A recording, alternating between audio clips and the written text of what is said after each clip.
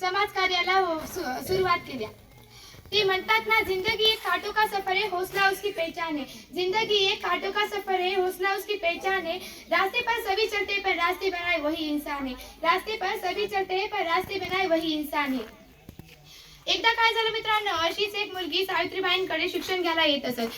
तिच्या घरच्यांनी तिला नकार दिला की तू शाळेत जाऊ नको, तू शिकू नको, समाजातील लोक तुला वाईट शिव्या देतील।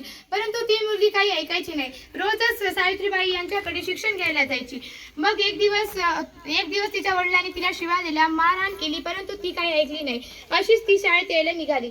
एक दिवस तिच्या वडिलांनी काही लोकांसोबत तिला अडवले व तिची हत्या करून टाकली। तर मित्रांनो, तुम्हाला ह्या गोष्टीवरून समजेल की त्या काळात हत्या करणे पण शिक्षणाची ओढ होती, परंतु या काळात शिक्षणाची ओढ कुठे दिसून येत नाहीये। सावित्रीबाई फुले म्हणत की विद्येविना मती गेली, मतीविना नीती गेली, नीतीविना गती गेली आणि गतीविना शूद्र खचले। आणि हे सगळं कशामुळे झाले? एका विद्येने केले। मित्रांनो,